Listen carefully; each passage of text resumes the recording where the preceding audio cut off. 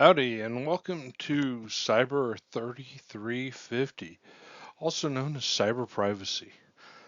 My name is Brennan Crow, and I will be your professor for this course. My email is listed on the screen. Our office hours, well, they're kind of on demand, so email me. We could set up a call if you have any questions or want to talk about something. About me, what about me? My day job is I am a security architect for a bank. My wife is an oncology nurse. I have a daughter who's in high school. Uh, she's a competitive figure skater. Um, we have a house full of animals. We have four dogs, four cats, and they're not little dogs, they're big dogs. Uh, we end up getting them because we volunteer at the animal shelter a lot of times, and a lot of the hard luck cases end up coming home with us, which have made great additions to our family. Um, what makes me qualified? Well, my undergraduate degree was in economics and finance from the University of North Texas. I then went to the University of Dallas where I got an MBA in international business. I then worked on my Master of Science in Information Assurance. That was cybersecurity, as it was called in the olden days. And most recently, I went to Texas A&M University School of Law, where I got a Master of Jurisprudence in Cybersecurity Law. So, a lot of what we're going to be talking about in cyber privacy is going to be related to a lot of legal topics. So, hold on your hats, and here we go. So, the as you know, our first module is information privacy engineering and privacy by design. Now, this first module is going to be kind of a rehash of all of the topics that you have learned in the past, you know, couple of courses or several courses that you have taken. And again, it's chapter one, security concepts and cryptography. So it's essential that we review these and understand a lot of this. In chapter two, we're going to kind of get there and get to the privacy concepts and see how these two fields overlap. So you'll see that there is a difference between cybersecurity and cyber privacy. Cyber privacy is really kind of about making sure your data is not disclosed to unauthorized parties. So we're going to talk about kind of like the privacy management design technology concepts and different frameworks for that. So we're going to go ahead and move on to the next chapter, and we're going to start our uh, rehash of cybersecurity. Now, the International Teleconference, oh, I'm sorry, International Telecommunications Union, they have the Telecommunications Standardization Sector. This is recommendation X1205, and they provide the basically standard definition of cybersecurity. And I'll read this off to you so you don't have to read this. Cybersecurity is the collection of tools, policies, security concepts, security safeguards, guidelines, risk management approaches, actions, training, best practices, assurance, and technologies that can be used to protect the cyberspace environment and organization and user assets. Okay, so let's talk about that last part right there. This is where cyber privacy comes into play. Organization and user assets. This includes, items such as your connected computing devices, personnel. These are the folks, people, and all of that kind of stuff like that.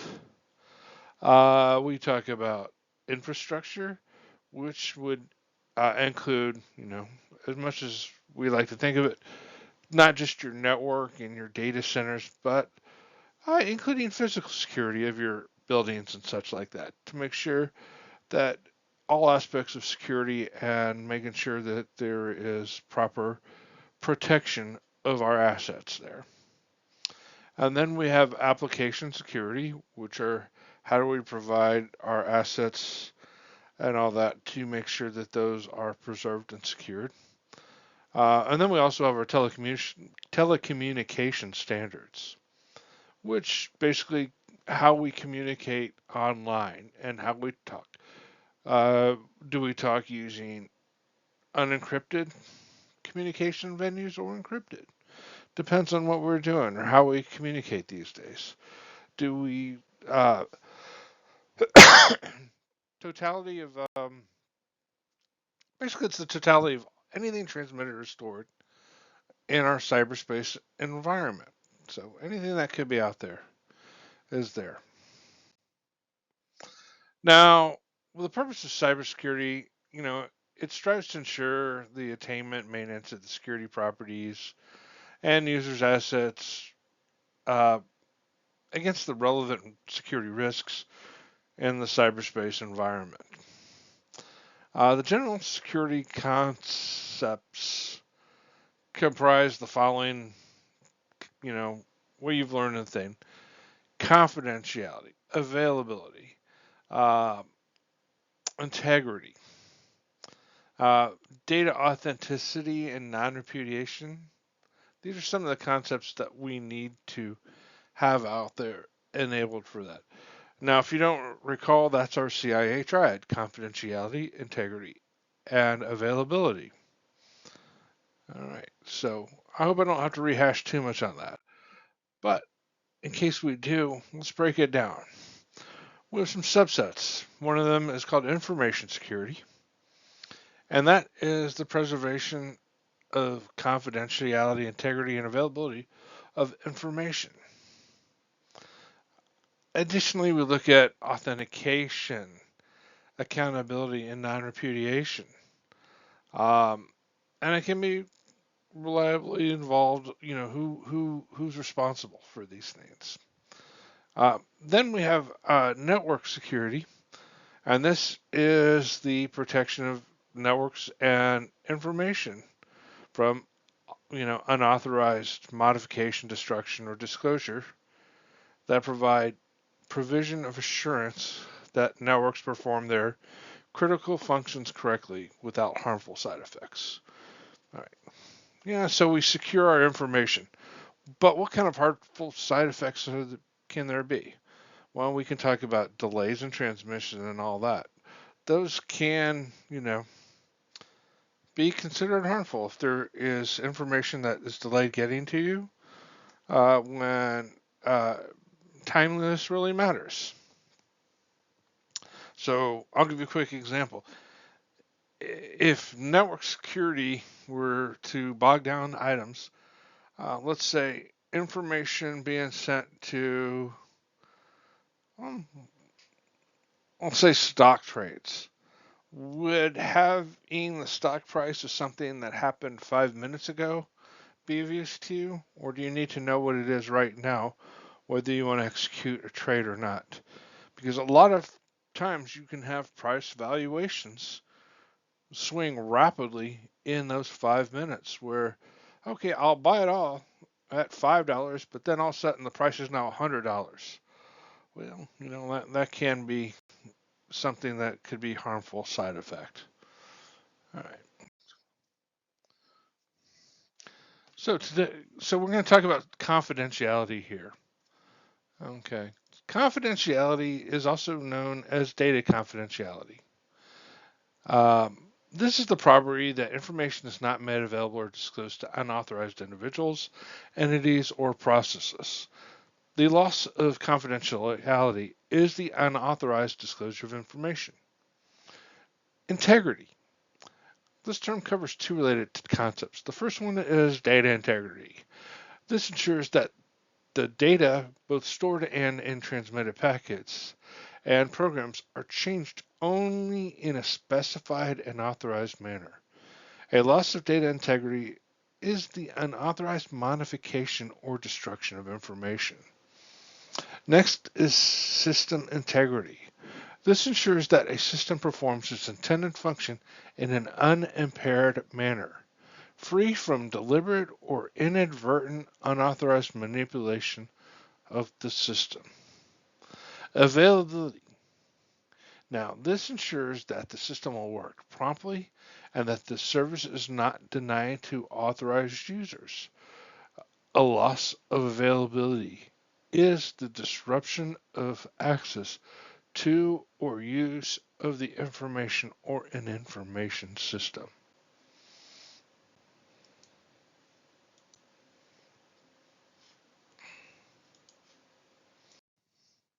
Ah, the new graphic that replaces the CIA triad.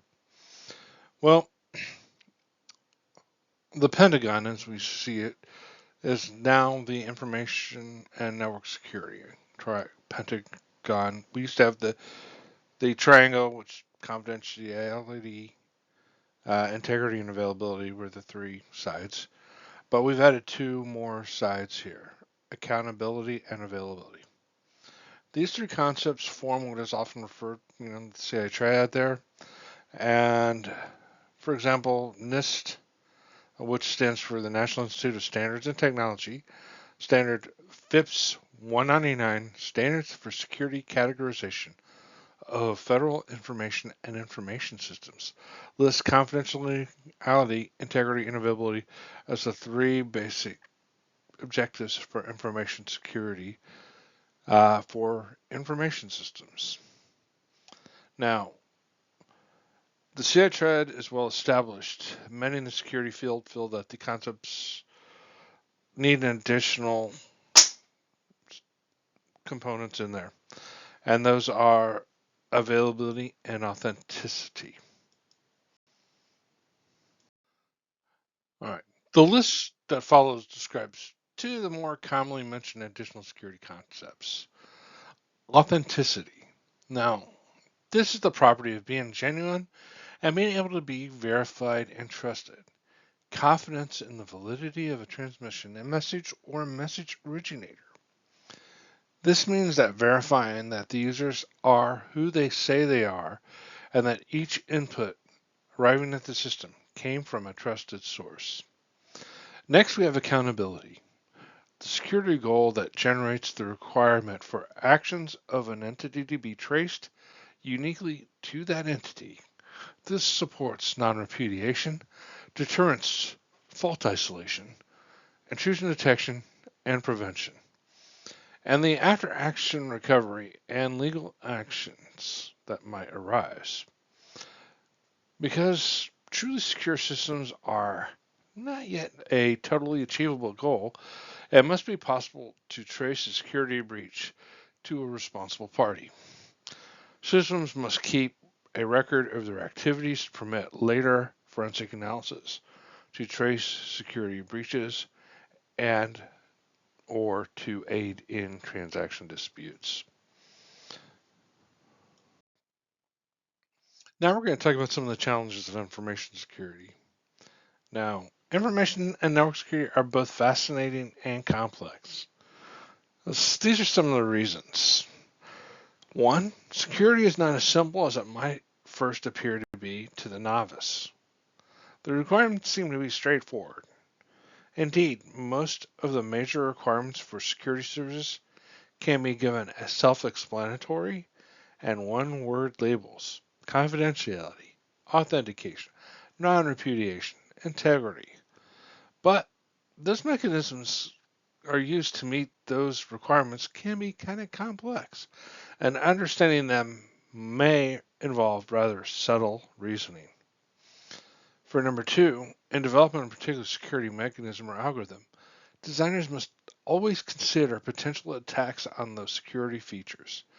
In many cases, successful attacks are designed by looking at the problem in a completely different way, exploiting an unexpected weakness in the mechanism. And number three, because of point two, the procedures used to provide particular services are often counterintuitive. Typically, a security mechanism is complex, and it is not obvious from a statement of a particular requirement that such elaborate measures are needed. It is only when the various aspects of the threat are considered that the elaborate security mechanism makes sense. Point 4. Having designed various security mechanisms, it is necessary to decide where to use them. This is true in both terms of physical placement, example, at a point where the networks are certain security mechanisms are needed, such as at the DMZ border or between different zones of trust, and in a logical sense. Examples could be, should containers or virtual machines be used to isolate personal information? Or should integrated access control mechanisms be used to protect all types of data with access determined by user roles and privileges? And the fifth point is security mechanisms are typically more than a particular algorithm or protocol. They also require that participants be in possession of some secret information, such as an encryption key or something. Which also raises the question about the creation, distribution, and protection of that secret information.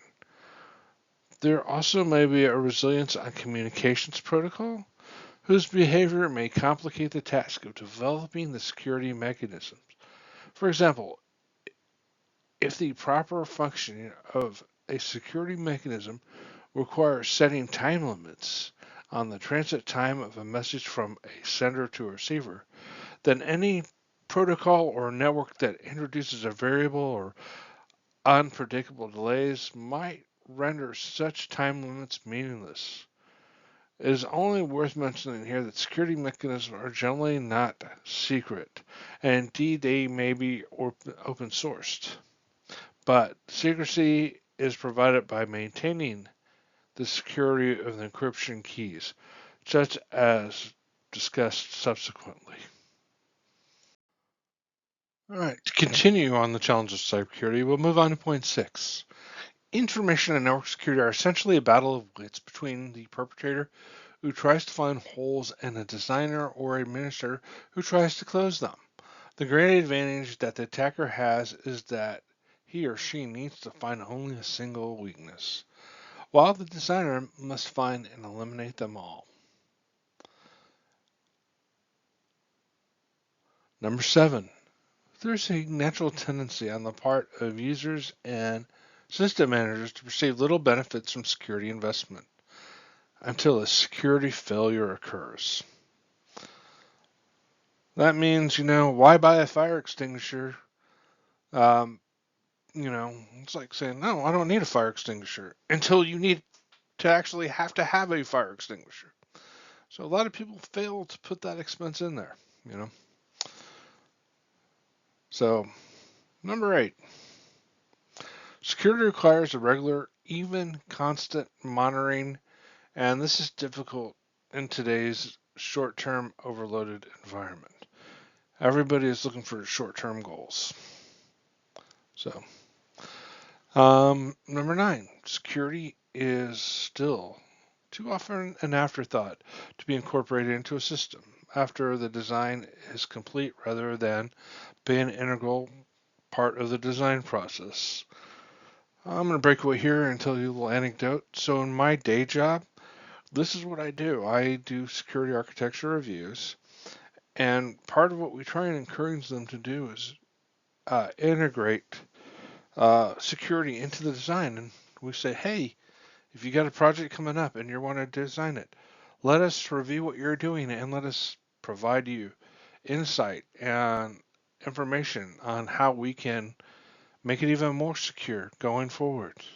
And when you're designing your applications or products or implementations, let us go through this and let us find the weaknesses and help you secure that up.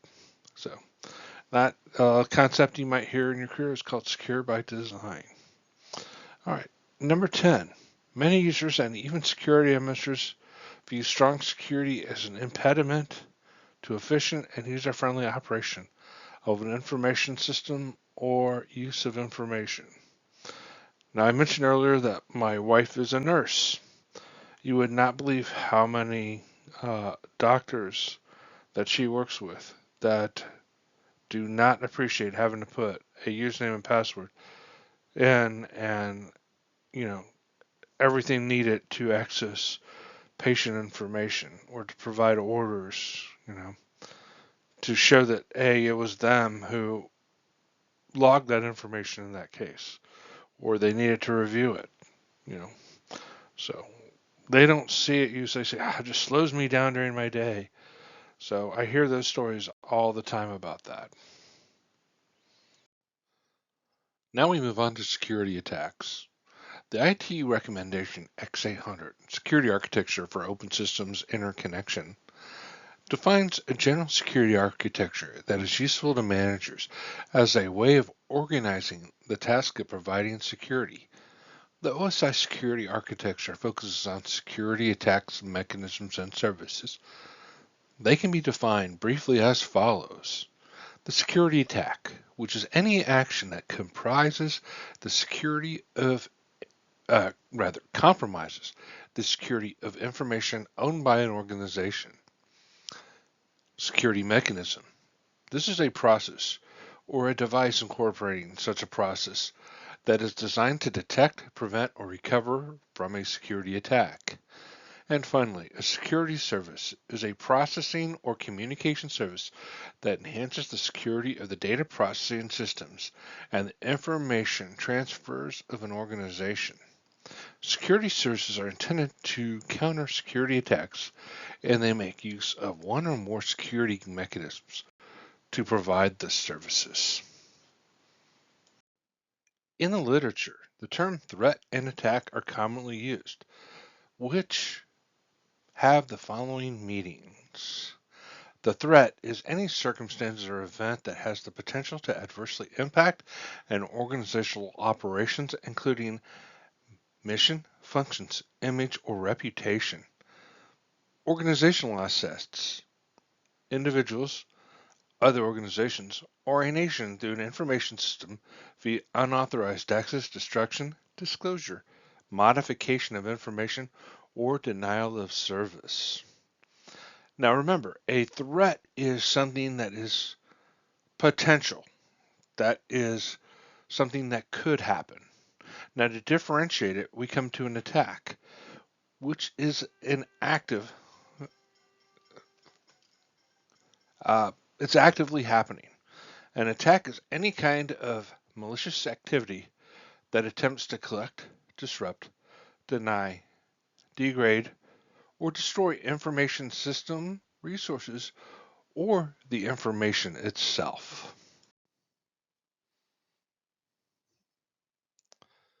Now this slide is a little bit busy. Now sections 1.2 through 1.4 provide an overview of the concepts of attacks, services, and mechanisms. These key concepts are covered in the section summarized in figure 1.2. X800 classifies security attacks as either passive attacks or active attacks. A passive attack is an attempts to learn or kind of make use of information from the system, but does not affect system resources. An active attack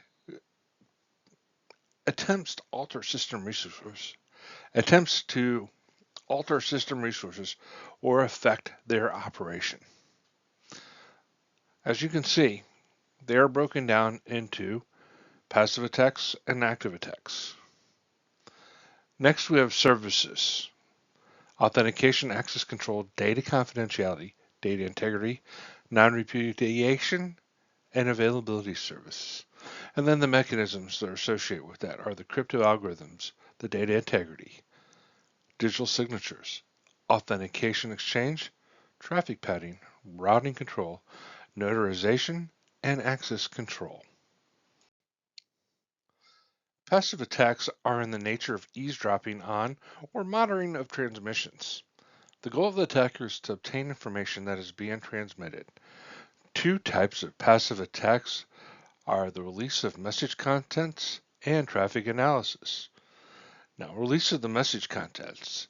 This is the act of an adversary in successfully eavesdropping on communications, such as a telephone conversation, reading electronic mail or email, or reading the contents of a transferred file. Next, we have traffic analysis. Now, this is a sub-tier layer of passive attacks that involves looking at the contents of messages. Assume that the masking the contents of the messages or other information traffic so that adversaries, even the captured, could not extract the information from the message. The common technique for masking contents is encryption. Now, with encryption protection in place, an adversary still might be able to observe the pattern of these messages. The adversary could determine the location and identity of the communicating hosts and could observe the frequency and length of messages being exchanged. This information might be useful in guessing the nature of the communication that was taking place. Passive attacks are very difficult to detect because they do not involve any kind of alteration of data. Typically, the kind of message is sent and received apparently normal fashion, and neither the sender nor the receiver is aware that a third party has read the messages or observed the traffic pattern. However, it is possible to prevent the success of these attacks, usually by means of encryption. Thus, the emphasis in dealing with passive attacks is on the prevention rather than the detection. Active attacks involve some modification of stored or transmitted data or the creation of false data. There are four categories of active attacks: replay, masquerade, modification of messages, and denial of service. Now, a masquerade takes place when one entity pretends to be a different entity. A masquerade attack usually includes one of the other forms of active attack. For example, authentication sequences can be captured and replayed after a valid authentication sequence has taken place, thus enabling an authorized entity with a few privileges to obtain extra privileges by impersonating an entity that has those privileges. Replay, and that involves the passive capture of data and then its subsequent retransmission to produce an unauthorized effect. Next comes data modification. That simply means that some portion of legitimate message is altered or that messages are delayed or recorded to produce an unauthorized effect. For example, a message stating that says, allow John Smith to read confidential file accounts now might be modified to say, allow Fred Brown to read confidential file accounts. And lastly, the denial of service attack prevents or inhibits the normal use of management of communication facilities. Such an attack may have a specific target. For example, an entity may suppress all messages directed to a particular destination. So, for example, like the security audit service. Another form of denial of service is the disruption of the entire network, either by disabling the network or by overloading it with messages as to degrade performance. Active attacks present the opposite characteristic of the passive attacks.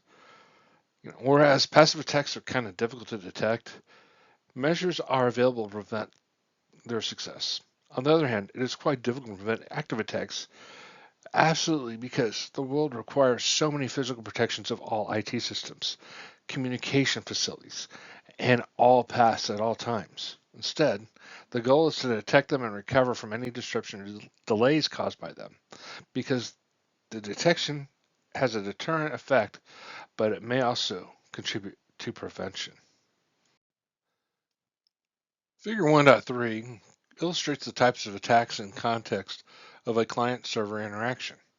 A passive attack, part B of figure 1.3, does not disturb the information flow between the client and server, but is able to observe that flow.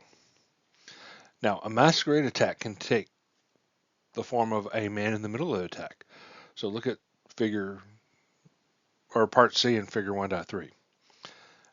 In this type of attack, the attacker intercepts masquerade and masquerades as the client to the server and as the server to the client, so vice versa. Another form of masquerade is illustrated in Part D of Figure 1.3. Here, an attacker is able to access server resources by masquerading an authorized user. Data modification may involve a man-in-the-middle attack, where the attacker selectively modifies communicated data between a client and a server. Look at Part C of Figure 1.3 there. Another form of data modification attack is the modification of data residing on the server or another system after an attacker gains unauthorized access. See Part D of that Figure 1.3 right there, and that kind of shows you that. Now, Part E of Figure 1.3 illustrates the replay attack. As in a passive attack, the attacker does not disturb the information flow between the client and server, but does capture that client message. Then the client can then subsequently replay any client message to the server. Part D of Figure 1.3 also illustrates the denial of service in the context of a client-server environment. The denial of service can take two forms. The first being the flooding of the server with overwhelming amounts of data. And the second is triggering some action on that server that consumes substantial computing power. The security service is a capability that supports one or more of the security requirements. As a reminder, it's confidentiality, integrity, availability, authenticity, and accountability. Security services implement security policies and are implemented by security mechanisms. The most important security services are shown in Part B of Figure 1.2 and summarized down here in Table 1.1. The authentication service is concerned with ensuring that a communication is authentic. In the case of a single message, such as a warning or an alarm signal, the function of the authentication service is to ensure that the recipient of that message is from the source that it claims to be from. In the case of an ongoing interaction, such as the connection of a client to a server, two aspects are involved. First, at the time of the connection initiation, the service ensures that the two entities are authentic. That is, that each is the entity that it claims to be. Second, the service must ensure that the connection is not interfered with in such a way that a third party can masquerade as one of the two legitimate parties for the purpose of unauthorized transmission or reception. X800 defines two specific authentication services. The first is the pure entity authentication. This provides for the corroboration of the identity of a pure entity in an association. Two entities are considered peers if they implement the same protocol in different systems. Pure entity authentication is provided for use at the establishment of or at the times during the data transfer process of a connection. It attempts to provide confidence that entity is not performing either a masquerade or an unauthorized replay of a previous connection. Next, we talk about the data origin authentication. This provides for the corroboration of a source of data unit. It does not provide protection against the duplication or modification of data units. This type of service supports applications like electronic mail, where there are no ongoing interactions between the communication entities. Access control is the ability to limit and control the access to host systems and applications via communication links. To achieve this, each entity trying to gain access must first be identified or authenticated so that the access rights can be tailored to that individual. Confidentiality is the protection of transmitted data from passive attacks. With respect to the content of a data transmission, several levels of protection can be identified. The broadcast service protects all user data transmitted between two users over a period of time. For example, when a logical network connection is set up between two systems, this broad protection prevents the release of any user data transmitted over the connection. The other aspect of confidentiality is the protection of traffic flow from analysis. This requires that the attacker not be able to observe the source or destination, frequency, length, or other characteristic of traffic on a communication facility. Data integrity, it's when we talk about how a connection-oriented integrity service, one that deals with the stream of messages, ensures that the messages are received as sent, with no duplication, no insertion, no modification, recording, or replays. The destruction of data is also covered under the service. Thus, the connection-oriented integrity service addresses both the message stream modification and denial of service. On the other hand, a connectionless integrity service, like one that deals with individual message without regard to any larger context, generally provides protection against message modification only. We make a distinction between the service with and without recovery. Uh, because the service relates to active attacks, we're concerned with the detection rather than the prevention. If a violation of integrity is detected, then the service may simply report this violation, and some other portion of software or human intervention is required to recover from that violation. Alternatively, there are mechanisms available to recover from the loss of integrity of data, as we'll review subsequently. The incorporation of automated recovery mechanisms in general is the much more attractive alternative. Non-repudiation prevents either a sender or receiver from denying a transmitted message. Thus, when a message is sent, the receiver can prove that the alleged sender in fact has sent the message. Similarly, when a message is received, the sender can prove that the alleged receiver in fact received that message.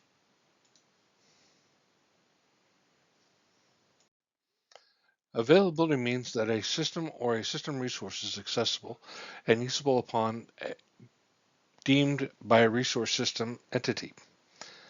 Accordingly, the performance specifications for the system, that is, a system is available if it provides data or provides services according to a system designed whenever a user requests them. A variety of attacks can result in the loss or reduction of availability. Some of these attacks are amenable to automated countermeasures, such as authentication and encryption, whereas others require some kind of physical action to prevent or recover from the loss of availability of elements of a distributed system. X800 treats availability as a property to be associated with various security services. However, it makes sense to call out specifically an availability service, that is, a service that protects a system to ensure its availability. The service addresses the security concerns raised by denial of service attacks.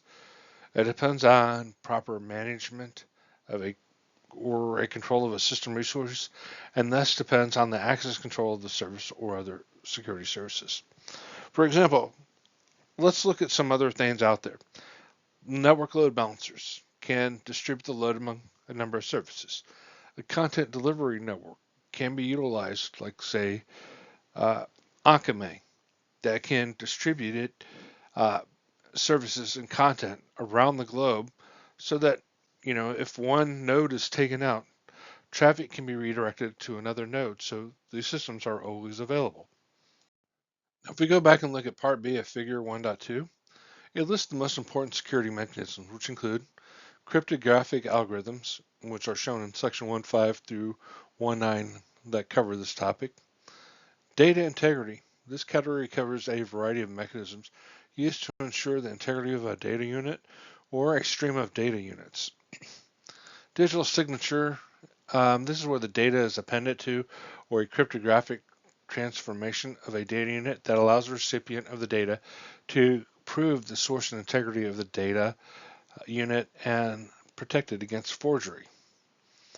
We have our authentication exchange. This is a mechanism intended to ensure that the identity of an entity by means of an information exchange.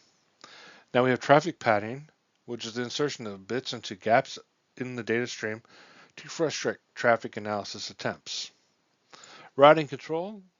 This is a control that enables a selection of a particular physically or logically secure routes from certain data and allows routing changes, especially when a breach or any kind of security concern is suspected. Notarization.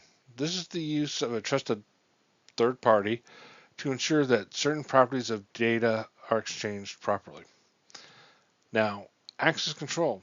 This is a variety of mechanisms that enforces access rights to those resources. I'm not sure if any of you are familiar, but always check out the NIST cyber um, security papers. Um, NIST cybersecurity glossary provides the following definitions. Cryptography. This is the discipline that embodies the principles, means, and methods for the transmission of data in order to hide semantic content, prevent their unauthorized use, or prevent their undetected modification. Now, the other second principle is that the discipline that embodies the principles, means, and methods for providing the information security, including confidentiality, data integrity, non-repudiation, and authenticity. Now, a cryptographic algorithm is defined as a well-defined computational procedure pertaining to cryptography that takes variable inputs, often including a cryptographic key, and produces output.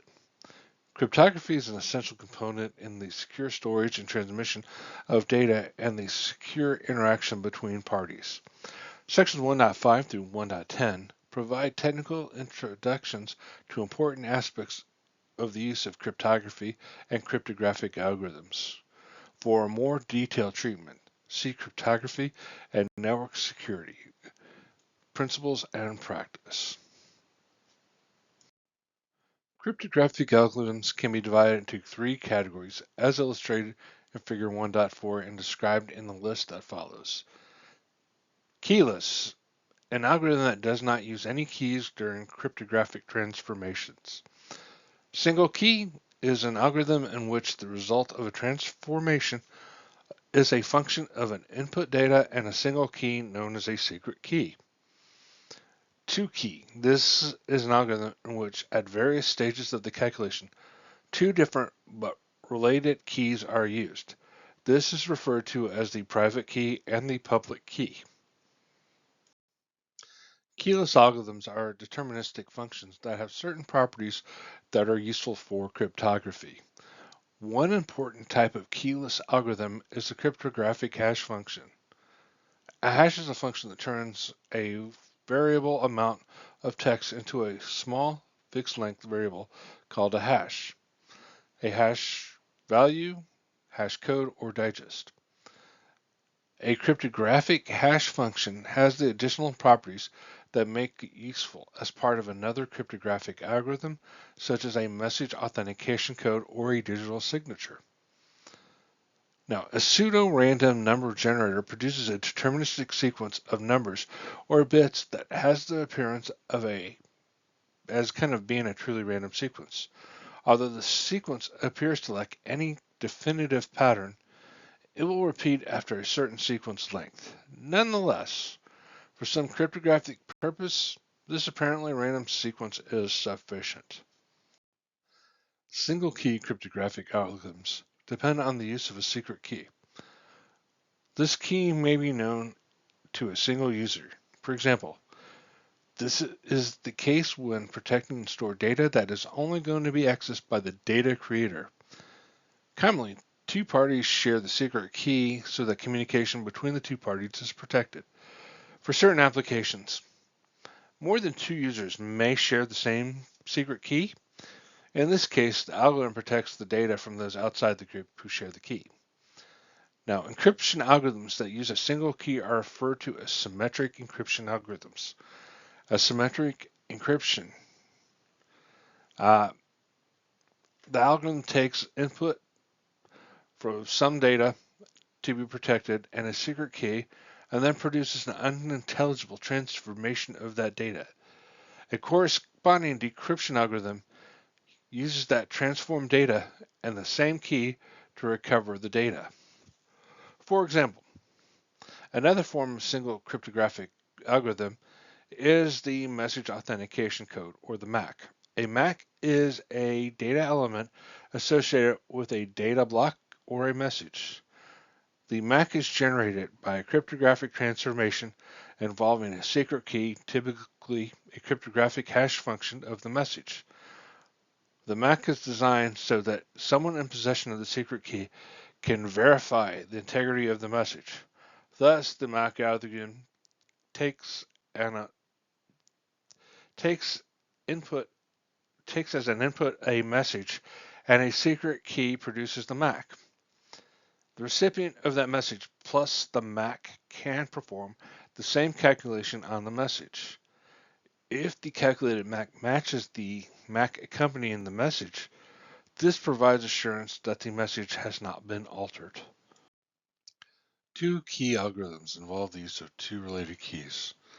A private key is known only to a single user or entity, whereas the corresponding public key is made available to a number of users. Encryption algorithms that use two keys are referred to as asymmetric encryption algorithms. Asymmetric encryption can work in two ways. An encryption algorithm takes input as some data to be protected and the private key, and then produces an unintelligible transformation on that data. A corresponding decryption algorithm uses the transformed data and the corresponding public key to recover the original data. In this case, only the processor or only the possessor of the private key can have performed the encryption, and any possessor of the public key can perform the decryption. An encryption algorithm takes input as some data to be protected and a public key and produces unintelligible transformation of that data. A corresponding decryption algorithm uses that transformed data and the corresponding public key to recover the original data. In this case, any possessor of the public key can have performed the encryption, and only the possessor of the private key can perform the decryption. Asymmetric encryption has a variety of applications. One of the most important is the digital signature algorithm. A digital signature is a value computed with the cryptographic algorithm and associated with a data object in such a way that any recipient of the data can use the signature to verify the data's origin and integrity. Typically, the signer of the data object uses the signer's private key to generate the signature, and anyone in possession of the corresponding public key can verify the validity of the signature. Asymmetric algorithms can also be used in two other important applications. Key exchange, which is the process of securely distributing a symmetric key to two or more parties. Now, the other one is user authentication, which is the process of authenticating a user attempting to access an application or a service that is genuine and simply that the application or service is genuine. These concepts are kind of explained in detail in the subsequent chapters. Symmetric encryption, also referred to as secret key encryption, is a cryptographic scheme in which encryption and decryption are performed using the same key. A symmetric encryption scheme has 5 ingredients as illustrated in Figure 1.5. Plaintext. This is the original message or the data block that is fed into the algorithm as input. Encryption algorithm. The algorithm that performs various substitutions and transforms the information on the plain text. Now, the secret key is an input to the encryption algorithm. The exact substitutions and transformations performed by the algorithms depend on that key. And then the ciphertext. This is the scrambled message produces output. It depends on the plain text and the secret key. For a given data block, two different keys will produce two different ciphertexts. And then, of course, we have the decryption algorithm. And this is the inverse of the encryption algorithm. It uses the ciphertext and the secret key to produce the original plain text. There are two requirements for secure use of symmetric encryption. A strong encryption algorithm is required.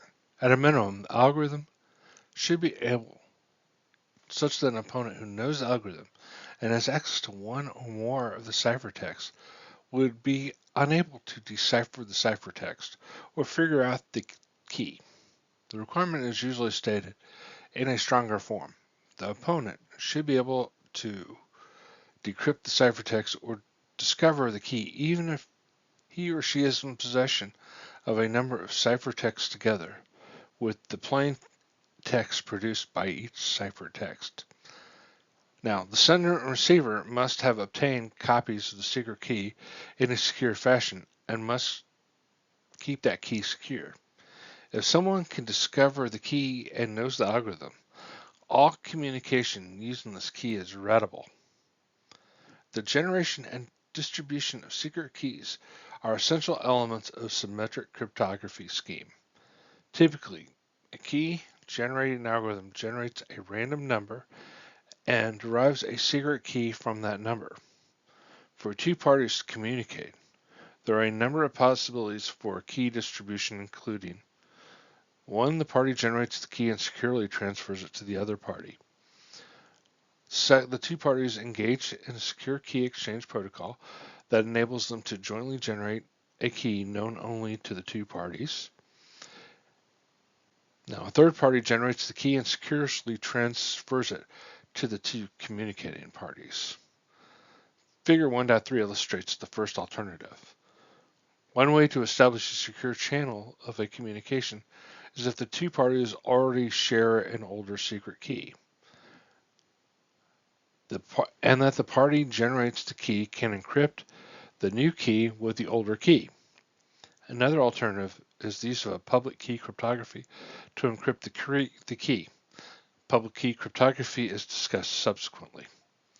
Figure 1.5 also indicates the existence of a potential adversary that seeks to obtain the plain text.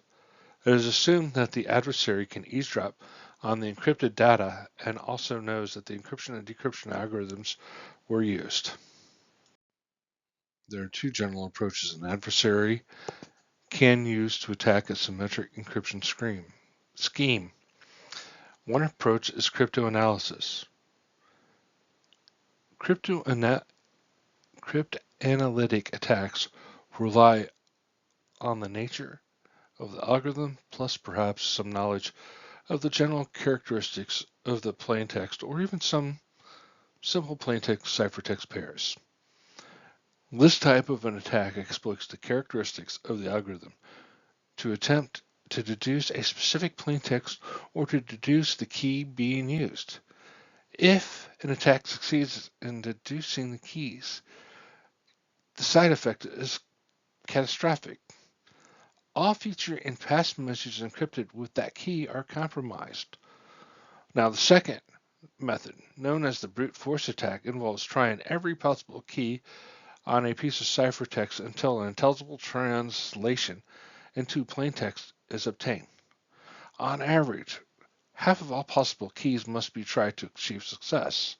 Thus, a symmetric encryption scheme requires an algorithm that is secure against cryptanalysis and a key of sufficient length to defeat a brute force attack. Public key cryptography, also known as asymmetric cryptography, involves the use of two separate keys. In contrast to symmetric encryption, which uses only one key, the use of the two keys has a profound consequence in the areas of confidentiality, key distribution, and authentication. A public key encryption scheme has 6 ingredients. The first is plaintext, which is a readable message or data block that is fed into the algorithm as input. Next is the encryption algorithm. This performs various transformations on the plain text. Next, we have the public and private key. This is a pair of keys that have been selected so that one is used for encryption and the other is used for decryption. The exact transformations performed by the encryption algorithm depend on the public and private keys that is provided as input. Finally, we have the ciphertext, and this is the scrambled block produced as output. It depends on the plain text and the key. For any given message, two different keys will produce two different ciphertexts. And finally, we have the decryption algorithm. This algorithm accepts the ciphertext, and the matching key produces the original output. A public key encryption scheme has 6 ingredients. See Part A of Figure 1.6 and compare it with Figure 1.5. The essential steps are shown in a part of Figure 1.6 as follows. 1.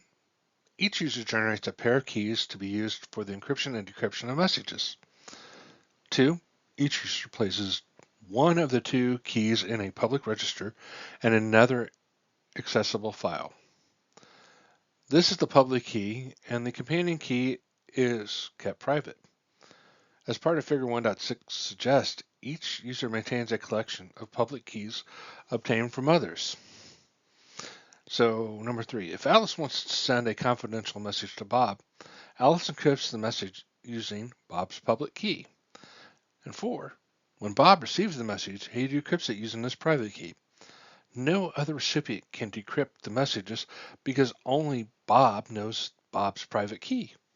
The process works regardless of the order in which the keys are used. With this approach, all participants have access to public keys, and private keys are generated locally by each participant. Therefore, they never need to be distributed. As long as the user's private key remains protected and secret, incoming communication is secure. At any time, a system can change its private key and publish the companion public key to replace its old private public key. Now, as with symmetric encryption, asymmetric key generation involves the use of random numbers. In general, the key generation algorithm computes a private key from a random number and then computes a public key as a function of the private key. Without knowledge of the private key, it is only feasible to calculate the public key. On the other hand, knowledge of the public key does not enable the calculation of the private key. Now, public key encryption can be used in another way, as illustrated in Part B of Figure 1.6. Suppose Alice wants to send a message to Bob. Although it isn't important that the message be kept secret, she wants Bob to be certain that the message is indeed from her. In this case, Alice uses her private key to encrypt the message, and when Bob receives the ciphertext, he finds that he can decrypt it with Alice's public key, thus providing that the message must have been encrypted by Alice. No one else has Alice's private key, therefore no one else could have created the ciphertext that could be decrypted using Alice's public key. As with symmetric encryption algorithms, the security of the public key encryption is a function of the strength of the algorithm and the length of the private key. Public key cryptography algorithms are considerably slower than symmetric algorithms for a data block given length. Accordingly, public key cryptography is almost always limited to use with small blocks of data, such as a secret key, as discussed in a hash value. Now here we have a good comparison. Table 1 Type 2 summarizes some of the important aspects of symmetric and asymmetric encryption. Let's take a second and look at those.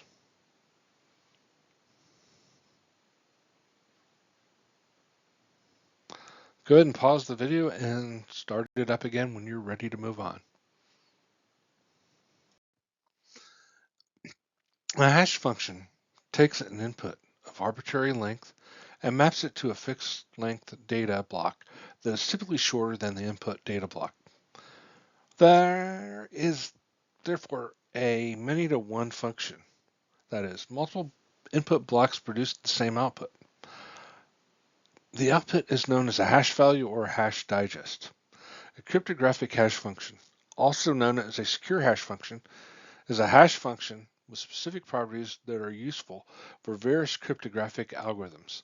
As explained subsequently, secure hash functions are essential element of many security protocols and applications. Security applications, a hash function called H must have the properties indicated in table 1.3. So let's pause the video on your own, read through this table, and play it again. Go ahead and start it again when you're done reading this slide. Figure 1.7 indicates two common ways in which a hash function are used. Part A of Figure 1.7 illustrates the use of a hash function to ensure that the data integrity of a block of data, generally referred to as a message authentication. The two important aspects of message authentication are to verify the contents of the message have not been altered and that the source is authentic. The hash function can also verify a message timeliness to see if it has been artificially delayed and replayed, and a sequence relative to other messages flowing between the two parties by including timestamps and sequence numbers in the message. Message authentication using a hash value proceeds as follows. First, generate a hash value for the source message. Then, encrypt the hash value using a secret key shared by the cooperating partner. Then transmit the message plus the encrypted hash value to the destination. The recipient decrypts the incoming encrypted hash value, generates a new hash from the incoming message, and compares it to the hash. They basically compare the two hash values. If the receiver and the sender know the identity of the secret message, and if the received code matches the calculated code, then the receiver is assured that the message has not been altered, and if attacker alters the message but does not alter the code, then the receiver's calculation of the code will differ from the received code. For a secure hash function, it is infeasible for an attacker to alter the message in such a way that the hash value is not altered. The receiver is assured that the message is from the alleged sender because no one else knows the secret key and no one else could prepare a message with a proper code. If the message includes a sequence number as used with TCP, then the receiver can be assured of the proper sequence because the attacker cannot successfully alter the sequence number. Part B of Figure 1.7 provides a simplified illustration of the digital signature process. Suppose that Bob wants to sign a document or message. Although it is not important that the message be kept secret, he wants the others to be certain that the message is indeed from him. For this purpose, Bob uses a secure hash function to generate a hash value for the message. Together, that hash value and Bob's private key serve as an input to the digital signature. A generation algorithm that produces a short block that functions as a digital signature. Bob sends the message with the signature attached. Any other user can calculate a hash value for the message. The user then inputs the hash value, the attached signature, and Bob's public key to the digital signature verification algorithm. If the algorithm returns the results that the signature is valid, then the user is assured that the data is valid and good.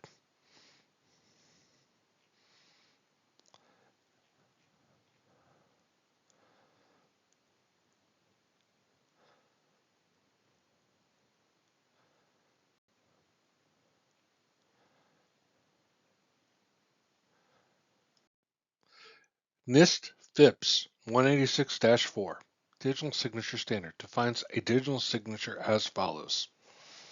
The results of cryptographic transformation of data, when properly implemented, provide a mechanism for verifying origin authentication, data integrity, and signatory non-repudiation. This digital signature is data-dependent bit pattern, generated by an agent as a function of a file, message, or other form of data block. Another agent can access the data block and its associated signature and verify that the data block has been signed by the alleged signer and the data block has not been altered since that signing. Further, the signer cannot repudiate the signature. Digital signatures are kind of used for a number of purposes. One is digitally signing email messages to authenticate the sender, and digitally signing software programs to authenticate the source of the program and to counter the threat of software tampering, verifying the authorship or origin of the digital data, ensuring that the integrity of the digital data against tampering, and authenticating online entities. For digital signatures, NIST recommends three alternative digital signature algorithms. Digital signature algorithm DSA with a length of 2040 bits or 2048 bits. RSA algorithm with 2048 bits or 2048 bits. And then also elliptic curve digital signature algorithm with a length of 224 bits. NIST SP 812, an introduction to information security, lists the following as important management considerations for implementing cryptography within an organization. The first is selecting design and implementation standards. It is always advisable to not rely on proprietary cryptographic algorithms, especially if the algorithm itself is secret. Standardized algorithms such as AES, SHA, and DSS have been subject to intense scrutiny by the professional community, and managers have high degree of confidence that the algorithms themselves used with the recommended links are secure. Uh, Basically, they're very secure. NIST and other organizations have developed numerous standards for designing, implementing, and using cryptography and for implementing it into automated systems. Managers and users of these systems should choose the appropriate cryptographic standard based on cost-effective analysis, trends in the standard's acceptance, and the interoperability requirements. Now, when deciding between hardware and software and firmware implementations, the trade-offs among the security, cost, simplicity, efficiency, and ease of implementation need to be studied by management to acquire security products meeting those standards. Now, when you're managing keys, the key management is the process of administering and managing cryptographic keys for a cryptographic system or application. It involves the generation, creation, protection, storage, and use of those keys and enables selective restriction for certain keys. In addition to access restriction, key management also involves the monitoring and recording of each key's access, use, and context. A key management system also includes key servers, user procedures, protocols, cryptographic protocol design, and a few other factors. This complex topic is beyond the scope of this book. If you want to look at it more in depth, see Effective Cybersecurity, a guide to using best practices and standards for that discussion. Now, security of cryptographic modules. Now, a cryptographic module contains cryptographic algorithms, certain parameters, and temporary storage facilities for keys being used by the algorithms. The proper function of cryptographic functions requires the secure design, implementation, and the use of a cryptographic module. This includes protecting the module against tampering. A useful tool is the NIST Cryptographic Module Validation Program, CMVP, which validates vendor offerings using independent accreditation laboratories. The validation against the security requirements in the FIPS 140.2, which is the security requirements of cryptographic modules.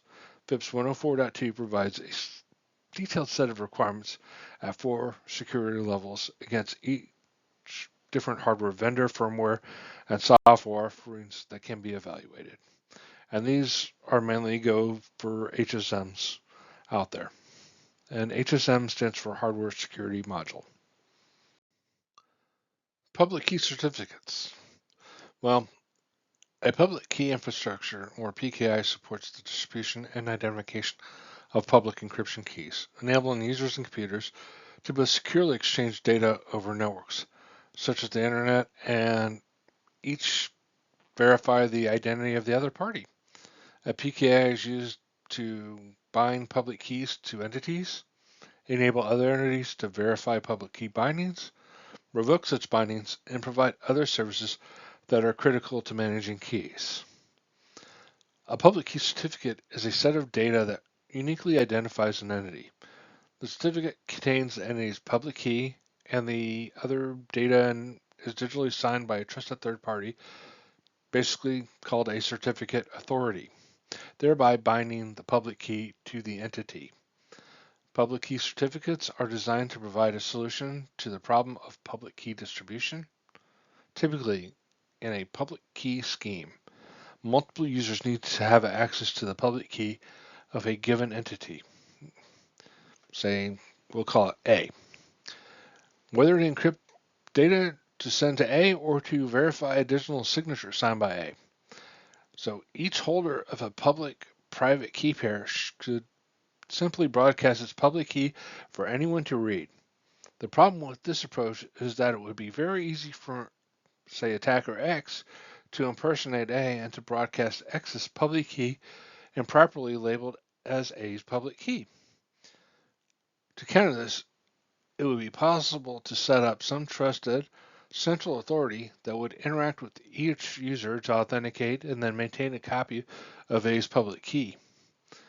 Any other user could then consult with the trusted third-party authority over a secure, authenticated communication channel to obtain a copy of the key.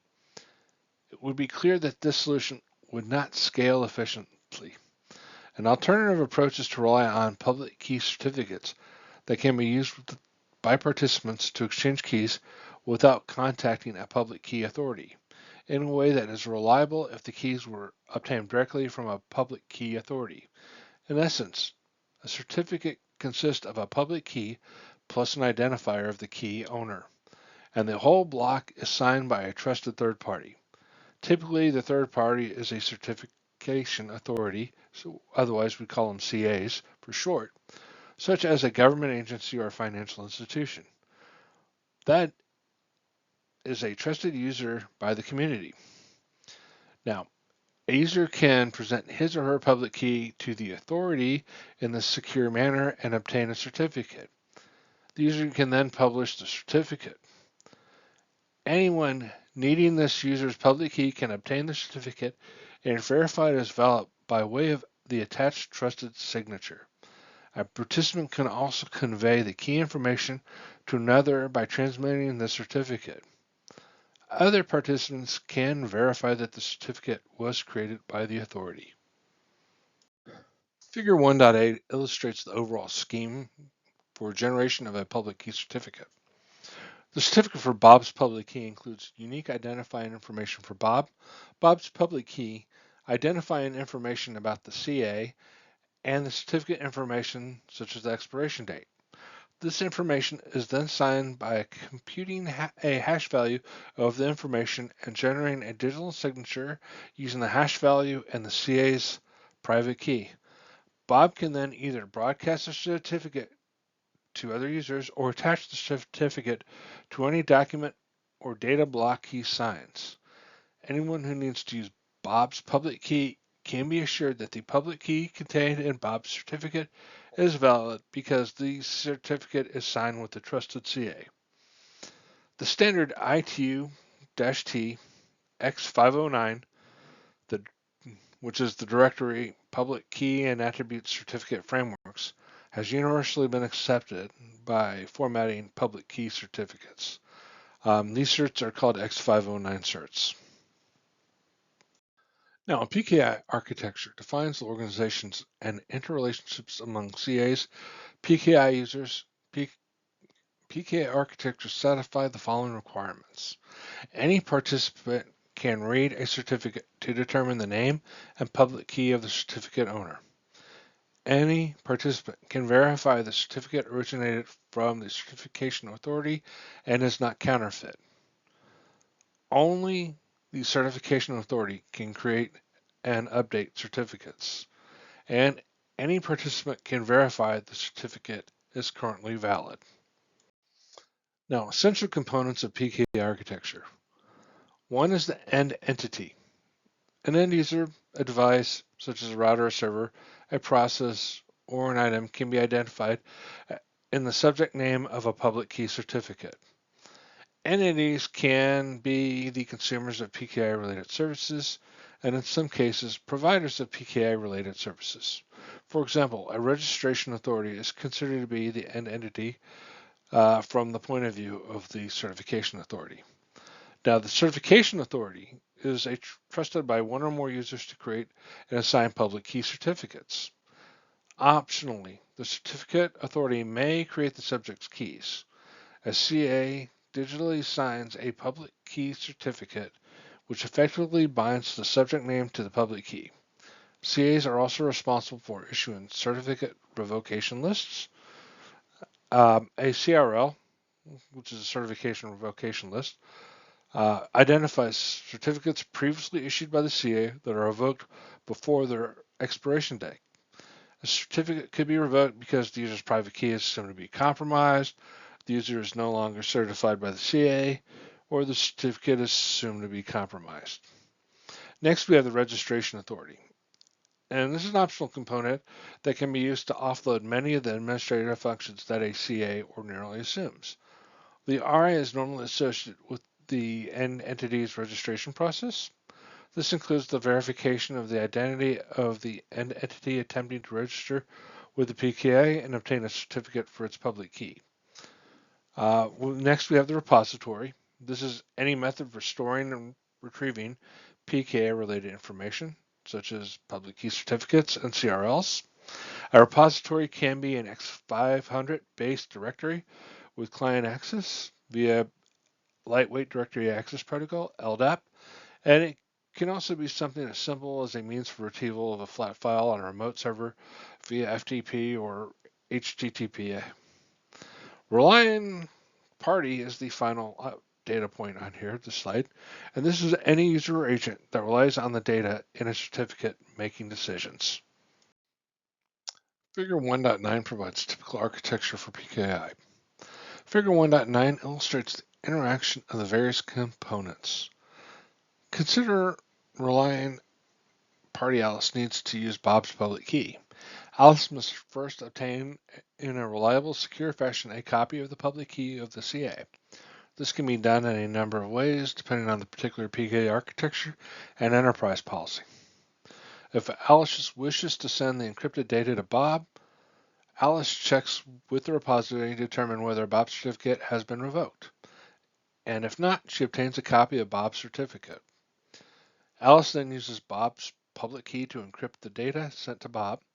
Bob can also send Alice a document signed with Bob's private key, and then Bob may include his certificate with the document or assume that Alice already has or can obtain the certificate.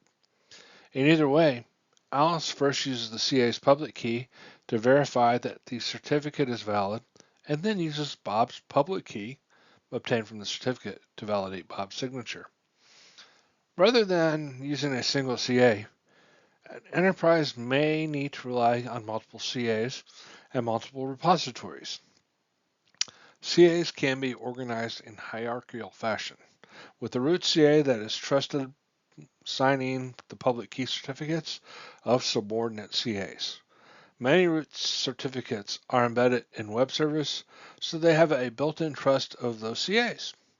Web servers, email clients, smartphones, and many other types of hardware and software also support PKI and contain trusted root certificates from major CAs. Now, network security is a broad term that encompasses security of communication pathways of a network and the security of network devices and other devices attached to the network. In context of network security, communication security deals with the protection of communications through the network, including measures to protect it against both passive and active attacks. Go back and look at figure 1.10 here on this slide and pause it to read the different things here. Now, communication security is implemented primarily using network protocols. A network protocol consists of the format and procedures that govern govern the transmission and receipt of data between points in a network. A protocol defines the structure of the individual data units, packets, another way of describing it, and the control commands that manage the data transfer. With respect to network security, a security protocol may be an enhancement that is part of an existing protocol or a standalone protocol. Example is the former or IPsec, which is part of Internet Protocol, and IE 802.11i, which is part of the 802.11 Wi-Fi standard. Examples of LEDA are TLS and SSH. One of the common characteristics of all these protocols is that they use a number of cryptographic functions as a mechanism to provide security. In addition to communication security, the other aspect of network security is the protection of network devices themselves, such as routers and switches and end systems connected to the network, such as client systems and servers. The primary security concerns are intruders gaining access to the systems to perform unauthorized actions, insert malicious software, otherwise known as malware, or overwhelm system resources to diminish availability. Three types of device security are noteworthy. One is the firewall, a hardware or software capability that limits access between network and device attached to the network in accordance with specific security policy. The firewall acts as a filter that permits or denies data traffic, both incoming and outgoing, based on a set of rules based on traffic content and or traffic pattern. Next is intrusion detection devices. These are hardware or software products that gather and analyze information from various areas within the computer or a network for the purpose of finding and providing real-time or near real-time warning of attempts to access system resources in an unauthorized manner. And then comes intrusion prevention. This is hardware or software products designed to detect intrusive activity and attempt to stop the activity, ideally before it reaches its target. Now, this concludes this chapter, and here's a summary. We described the five main subjects of security. We explained the main uses of cryptography. We went over four types of cryptographic functions, and we have a general understanding of the concept of public key infrastructure. One thing you need to go back and do is make sure you take your Canvas quiz. A lot of people forget to take that, and that sometimes ends up being the difference between an A and a B in my course. So make sure you take your Canvas quiz. Uh, I'll see you next week for Chapter 2. Have a great week, everybody.